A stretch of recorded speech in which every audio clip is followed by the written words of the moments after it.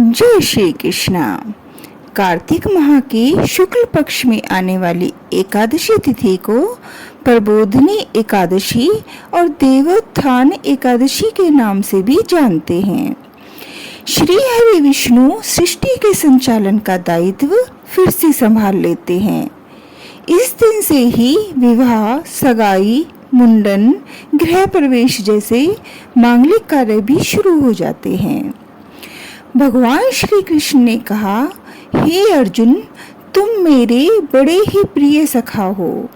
हे पार्थ, अब मैं तुम्हें पापों का नाश करने वाली तथा पुण्य और मुक्ति प्रदान करने वाली प्रबोधिनी एकादशी की कथा सुनाता हूँ। श्रद्धा पूर्वक श्रवण करो। इस विषय में मैं तुम्हें नारद और ब्रह्मा जी के बीच हुए वार्तालाप को सुनाता हूँ। एक समय नारद जी ने ब्रह्मा जी से पूछा, हे पिता, प्रबोधिनी एकादशी के व्रत का क्या फल होता है? आप कृपा करके मुझे यह सब विधान पूर्वक बताएं। ब्रह्मा जी ने कहा, हे पुत्र, कार्तिक माह के शुक्ल पक्ष की प्रबोधिनी एकादशी के व्रत का फल 1 सहस्त्र अश्वमेघ तथा 100 राजसूय यज्ञ के फल के बराबर होता है। नारद जी ने कहा, हे हिता, एक संध्या को भोजन करने से और रात्रि में भोजन करने से तथा पूरे दिन उपवास करने से क्या क्या फल मिलता है, कृपया कर सविस्तार समझाइए। ब्रह्मा जी ने कहा, हे नारद, एक संध्या को भोजन करने से 2 जन्म के तथा पूरे दिन उपवास करने से 7 जन्म के सभी पाप नष्ट हो जाते हैं। जिस वस्तु का त्रिलोक में मिलना दुष्कर है, वह वस्तु भी प्रबोधिनी एकादशी के व्रत से सहज ही प्राप्त हो जाती है। प्रबोधिनी एकादशी के व्रत के प्रभाव से बड़े से बड़ा पाप भी क्षण मात्र में ही नष्ट हो जाता है। पूर्व जन्म के किए हुए अनेक बुरे कर्मों को प्रबोधिनी एकादशी का व्रत क्षण भर में ही नष्ट कर देता है। जो मनुष्य अपने स्वभावानुसार प्रबोधिनी एकादशी का विधान पूर्वक व्रत करते हैं, उन्हें पूर्ण फल प्राप्त होता है।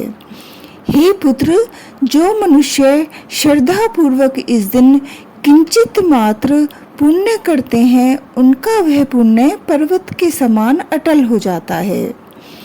जो मनुष्य अपने हृदय के अंदर ही ऐसा ध्यान करते हैं कि प्रबोधिनी एकादशी का व्रत करूंगा, उनके 100 जन्म के पाप नष्ट हो जाते हैं। जो मनुष्य प्रबोधिनी एकादशी को रात्रि जागरण करते हैं, उनकी बीती हुई तथा आने वाली 10 पीढ़ियां विष्णु लोक में जाकर वास करती हैं और नरक में अनेक कष्टों को भोगते हुए उनके पितृ विष्णु लोक में जाकर सुख भोगते हैं। हे नारद, ब्रह्महत्या आदि विकट पाप भी प्रबोधिनी एकादशी के दिन रात्रि को जागरण करने से नष्ट हो जाते हैं। प्रबोधिनी एकादशी को रात्रि को जागरण करने का फल अश्वमेघ यज्ञ आदि यज्ञों के फल से भी ज्यादा होता है। सभी तीर्थों में जाने तथा गौ, स्वर्ण, भूमि आदि के दान का फल प्रबोधिनी के रात्रि के जागरण के फल के बराबर होता है। हे पुत्र, इस संसार में उसी मनुष्य का जीवन सफल है जिसने प्रबोधिनी एकादशी के व्रत द्वारा अपने कुल को पवित्र किया है। संसार में जितने भी तीर्थ हैं तथा जितने भी तीर्थों की आशा की जा सकती है, वह प्रबोधिनी एकादशी का व्रत करने वाले के घर में रहते हैं। प्राणियों को सभी प्रकार के कर्मों को त्यागते हुए भगवान श्री हरि की प्रसन्नता के लिए कार्तिक माह की प्रबोधिनी एकादशी का व्रत अवश्य करना चाहिए। जो मनुष्य इस एकादशी व्रत को करता है, वह धनवान, योगी, तपस्वी तथा इंद्रियों को जीतने वाला होता है, क्योंकि एकादशी भगवान विष्णु की अत्यंत प्रिय है। इसके व्रत के प्रभाव से मनुष्य जन्म मरण के चक्र से मुक्त हो जाता है। इस एकादशी व्रत के प्रभाव से कायिक, वाचिक और मानसिक तीनों प्रकार के पापों का शमन हो जाता है। इस एकादशी के दिन जो मनुष्य भगवान विष्णु की प्राप्ति के लिए दान, तप, होम, यज्ञ आदि कराते हैं, उन्हें अनंत पुण्य की प्राप्ति होती है। प्रबोधिनी एकादशी के दिन भगवान श्री हरि का पूजन करने के बाद यौवन और वृद्धावस्था के सभी पाप नष्ट हो जाते हैं। इस एकादशी की रात्रि को जागरण करने का फल सूर्य ग्रहण के समय स्नान करने के फल से सहस्त्र गुना ज़्यादा होता है। मनुष्य अपने जन्म से लेकर जो पुण्य करता है, वह पुण्य प्रबोधिनी एकादशी के व्रत के पुण्य के समान सामने व्यर्थ है। जो मनुष्य प्रबोधिनी एकादशी का व्रत नहीं करता, उसके सभी पुण्य व्यर्थ हो जाते हैं। इसलिए हे पुत्र, तुम्हें भी विधान पूर्वक भगवान विष्णु का पूजन करना चाहिए। जो मनुष्य कार्तिक माह के धर्मपरायण होकर अन्य व्यक्तियों का अन्न नहीं खाते, उन्हें चांद्रायण व्रत के फल की प्राप्ति होती है। कार्तिक माह में प्रभुदान आदि से उतने प्रसन्न नहीं होते जितने कि शास्त्रों की कथा सुनने से प्रसन्न होते हैं। कार्तिक माह में जो मनुष्य प्रभु की कथा को थोड़ा बहुत पढ़ते हैं या सुनते हैं, उन्हें 100 गांवों के दान के फल की प्राप्ति होती है। ब्रह्मा जी की बात सुनकर नारद जी बोले कि हे पिता, अब आप एकादशी के व्रत का विधान कहिए और कैसा व्रत करने से किस पुण्य की प्राप्ति होती है, कृपया करके यह भी समझाइए। नारद की बात सुन ब्रह्मा जी बोले कि हे पुत्र, इस एकादशी के दिन मनुष्य को ब्रह्म मुहूर्त में उठ जाना चाहिए और स्नान आदि से निवृत्त होकर व्रत का संकल्प करना चाहिए। उस समय भगवान विष्णु से प्रार्थना करनी चाहिए कि हे प्रभु, आज मैं निराहार रहूँगा और दूसरे दिन भोजन करूँगा, इसलिए आप मेरी रक्षा करें। इस प्रकार प्रार्थना करके भगवान का पूजन करना चाहिए और व्रत प्रारंभ करना चाहिए। उस रात्रि को भगवान के समीप गायन, नृत्य, बाजे तथा कथा कीर्तन करते हुए रात्रि व्यतीत करनी चाहिए। प्रबोधिनी एकादशी के दिन कृपणता को त्याग कर बहुत से पुष्प, अगरबत्ती, धूप आदि से भगवान की आराधना करनी चाहिए। शंख के जल से भगवान को अर्घ्य देना चाहिए। इसका फल तीर्थ, दान आदि से करोड़ गुना अधिक होता है। जो मनुष्य अगस्त्य पुष्प से भगवान का पूजन करते हैं, उनके सामने इंद्र भी हाथ जोड़ता है। कार्तिक माह में जो बिल्वपत्र से भगवान का पूजन करते हैं, उन्हें अंत में मुक्ति मिलती है। कार्तिक माह में जो मनुष्य तुलसी जी से भगवान जी का पूजन करते हैं, उसके 10,000 जन्मों के सभी पाप नष्ट हो जाते हैं। जो मनुष्य इस माह में श्री तुलसी जी के दर्शन करते हैं या स्पर्श करते हैं या ध्यान करते हैं या कीर्तन करते हैं या रोपण करते हैं अथवा सेवा करते हैं, वे 1000 कोटि युग तक भगवान विष्णु के लोक में वास करते हैं।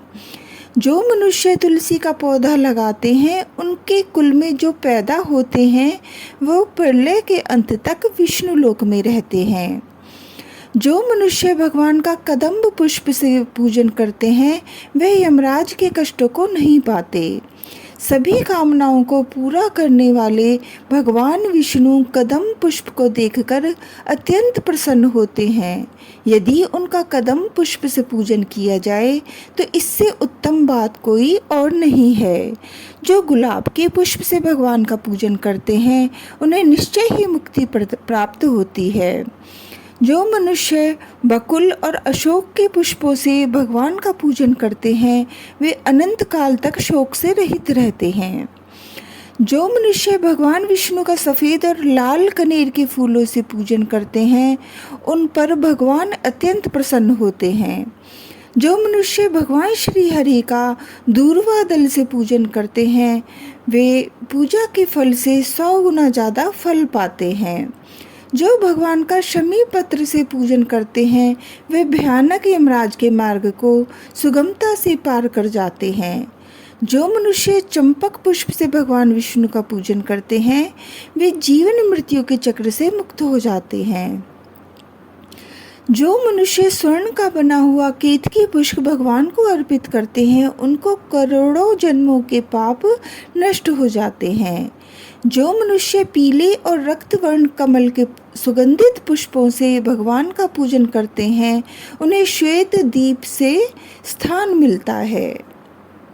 इस प्रकार रात्रि में भगवान का पूजन करके प्रातःकाल शुद्ध जल की नदी में स्नान करना चाहिए। स्नान करने के उपरांत भगवान की स्तुति करते हुए घर आकर भगवान का पूजन करना चाहिए। इसके बाद ब्राह्मणों को भोजन कराना चाहिए और दक्षिणा देकर आदर सहित उन्हें प्रसन्नतापूर्वक विदा करना चाहिए। इसके बाद गुरु की पूजा करनी चाहिए और ब्राह्मणों को दक्षिणा देकर नियम को छोड़ना चाहिए। जो मनुष्य रात्रि स्नान करते हैं उन्हें दही और शहद दान करना चाहिए। जो मनुष्य फल की आशा करते हैं उन्हें फल दान करना चाहिए। तेल की जगह घी और घी की जगह दूध, अन्नों में चावल दान करना चाहिए। जो मनुष्य इस व्रत में भूमि पर शयन करते हैं उन्हें सब वस्तुओं सहित शय्या दान करना चाहिए। जो मौन धारण करते हैं उन्हें स्वर्ण सहित तिल दान करना चाहिए। जो मनुष्य कार्तिक माह में खड़ाऊ धारण नहीं करते उन्हें खड़ाऊ दान करने चाहिए। जो इस माह में नमक त्यागते हैं उन्हें शक्कर दान करनी चाहिए। जो मनुष्य नित्य प्रति देव मंदिरों में दीपक जलाते हैं उन्हें स्वर्ण या तांबे के दीपक को घी तथा बत्ती सहित दान करना चाहिए।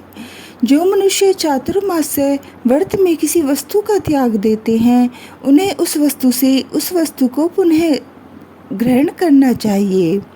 जो मनुष्य प्रबोधनी एकादशी के दिन विधान पूर्वक व्रत करते हैं उन्हें अनंत सुख की प्राप्ति होती है और अंत में स्वर्ग को जाते हैं।